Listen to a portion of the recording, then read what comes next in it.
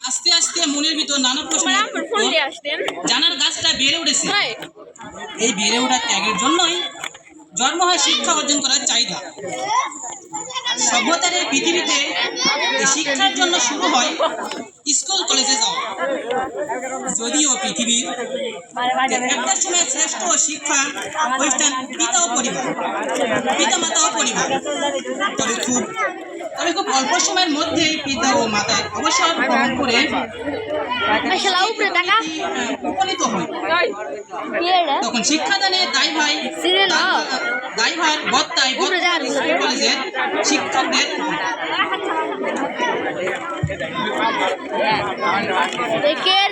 সম্মানিত শিক্ষক মন্ডলী, পরিবার থেকে অক্ষর জ্ঞান অর্জন করে এসে উপস্থিত হয় আপনাদের সাথে সম্পূর্ণ নতুন পরিবেশে। যখন আমরা কোনো কিছুই বুঝি না, আপনাদের ওদের মনে কোথায় কি যখন আমাদের মনে হয় না আমরা পরিবার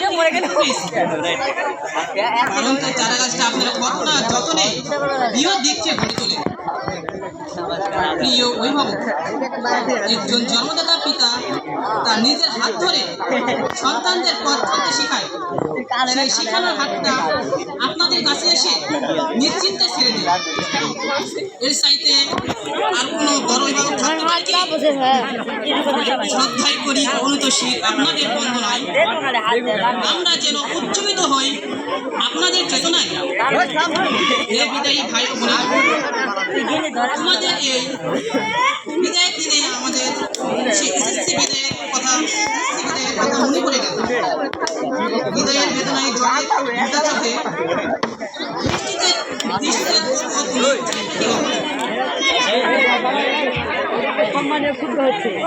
সুনামধন্য বিদ্যাপীঠ, তুমি কত সুন্দর বা দৃষ্টিনন্দন জানি না, তবু তোমার সুখ্যাতি অঞ্চলব্যাপী। তোমার মতো সুনামধন্য একটি শিক্ষা প্রতিষ্ঠানে শিক্ষা গ্রহণে সুযোগ পেয়ে আমি গর্বিত। বিদায় তিন অক্ষরের শব্দ, যার পিছনে আছে বিয়োগ ব্যথা। যারা বিদায় নেয় শুধু তারাই জানে এটা কি মরিচ মাখা না মধু মাখা। বিদায় জিনিসটা বড় বেদনা আর অত্যন্ত দুঃখ ভরাক্রান্ত মন নিয়ে বলতে হচ্ছে অনুষ্ঠান। তাই কবি রবার্ট ফ্রস্টের মতো করে মনে রাখতে হবে, অর্থাৎ ঘুমানোর আগে তোমাদের অনেক পথ চলতে বা পাই দিতে হবে। যেতে যখন হবে বাধা দেওয়ার কিছুই নেই। তখন যেখানে থাকবে ভালো থাকবে, শিক্ষা অর্জনের ক্ষেত্রে সর্বোচ্চ ডিগ্রি অর্জন করবে।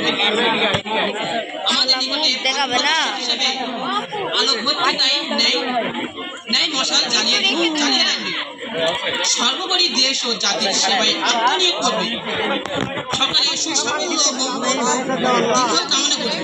সকলের প্রতি রইল আন্তরিক সালাম। আসসালামু আলাইকুম ওয়া রাহমাতুল্লাহি ওয়া বারাকাতুহু।